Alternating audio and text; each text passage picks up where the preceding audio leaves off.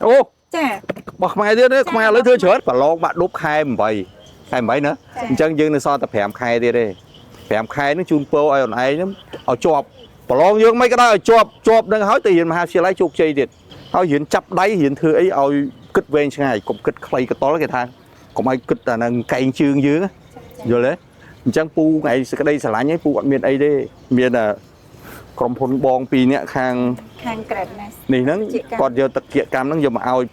ពូថាឥឡូវដើម្បីបើកម្លាំងថ្នាក់ទី12បើទាំងអស់គ្នាគេហៅថាលើកទឹកចិត្តគ្នាមនុស្សយើងដល់ចេះលើកទឹកចិត្តគ្នាបានមានកម្លាំងរៀនហើយមានកម្លាំងធ្វើការហើយតាពាំងស្នងអាស័យនៅលើអូនឯងណាស្អុយមិនស្អុយនៅលើអូនឯងទាំងអស់គ្នាស្រុកទេយើងនៅលើអូនឯងហើយតោះនេះខំរៀនមែនទេ5ឆ្នាំអ៊ំនៅ5 6ឆ្នាំទៀតអ៊ំចូលរត្រែតបាត់ហើយអ៊ំចាស់បាត់ហើយអូនឯងហ្នឹងហើយណែអូននេះយកម្នាក់មកយកទៅញ៉ាំមើលលើកទាំងអស់គ្នាលើកទាំងអស់គ្នាមើលលើកខ្ពស់អានេះតំណាងប្រឡងជាប់ណា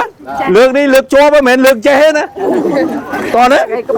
អានេះលើកខ្ពស់បានន័យថាថ្នាក់ទី12ជាប់ហើយណា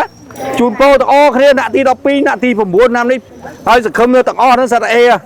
ទាំងអស់សបោឲ្យសបោអេទាំងអស់ដើម្បីយកគេហៅថាតាពាំងស្នងអាស័យយើងបកែល្អណាអូនណាតើទៅរៀនចុះអរគុណច្រើនអូនអរគុណច្រើនណែជួសមុខឲ្យកូនសិស្សមិញចាហើយជួសមុខឲ្យលោកអភិបាលខណ្ឌពោធិ៍សែនជ័យខ្ញុំហើយសូមអរគុណទៅដល់ក្រុមហ៊ុនថ្ងៃនេះថ្ងៃ14សេចក្តីស្រឡាញ់ចាំបានន័យថាយើងស្រឡាញ់ទាំងអស់គ្នាយកអាសេចក្តីស្រឡាញ់ហ្នឹងយកអាសេចក្តីស្រឡាញ់ថ្ងៃទី14ហ្នឹងធ្វើជាសំទុះជាមហិច្ឆតារបស់ខ្ញុំចង់ដល់ឆ្នាំហ្នឹងថាធ្វើយ៉ាងម៉េចដើម្បីកាយបលាយហ្នឹងកុំឲ្យលេចទៀតសូមអរគុណទាំងអស់គ្នាបាទ